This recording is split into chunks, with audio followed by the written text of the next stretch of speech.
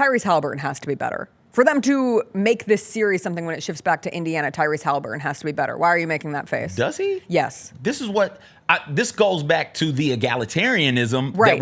that you've been talking Screw about. Egalitarianism in a time like this. I don't agree with that. He Not has with this to team. be more aggressive. I firmly believe he has to be better and Siakam has to be better. Those two, some combination of those two has to be better because you have to score.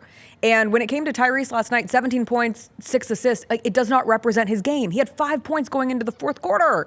5! He scored 12 of his 17 in the fourth.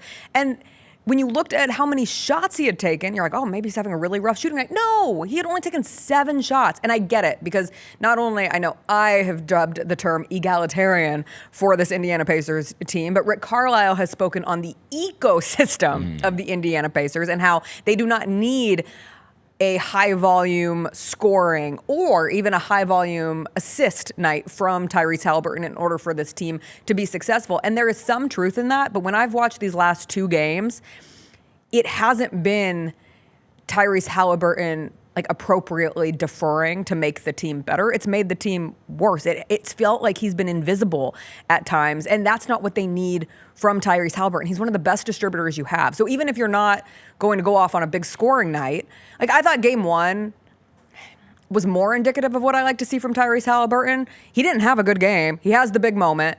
But in terms of operating more as a facilitator, truly running the show with the Pacers offense, that's the best version that you're going to get of him.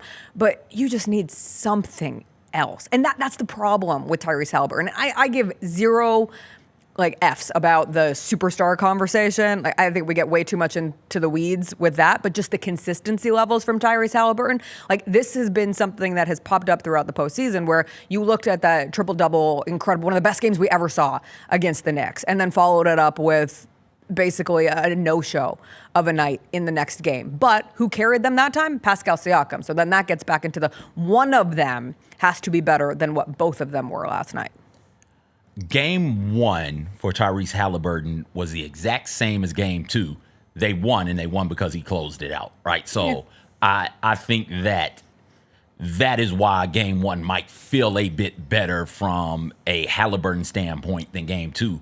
Game 2, 17. Game 1, I think, was only 15. It's not like he was lighting it up from the field then. It's not like he had a whole bunch of assists in game 1 either. He just made that shot. Right. The shot took away from the other conversation. Is what he is. He's a tremendous closer, finisher, one of those types of players. I'm not sure if he's a high-volume shooter. I'm not sure if he's a high-volume scorer. I don't think he wants the ball in his hands to kind of sort of dribble. Think Rajon Rondo. James Harden does this some too. Dribble. Everybody cut, and I'll find somebody when they get open. I don't think that is his game either. And so he's got to somebody. When we think about basketball, somebody's got to be the guy taking all the shots. And if you've got a guy who can do that, absolutely, go get it. But if you don't, and I don't think the Pacers do, you've got to find other ways to get everybody involved, and somebody else is going to have to step up in the same way a Caruso or a Wiggins or a Dort or a insert Thunder player here has to pick up some of the scoring load. We hadn't seen much from Mathurin. Yeah. We've seen very little from McConnell.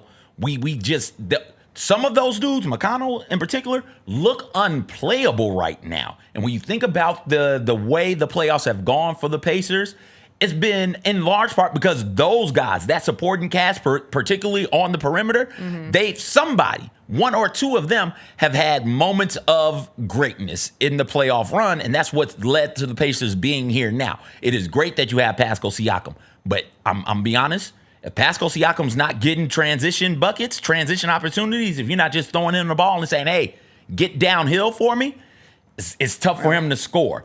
And while I think Tyrese Haliburton is the best. I think he is the best closer in the NBA right now. My life on the line, last possession, who's got the ball in his hands? Give it to Tyrese.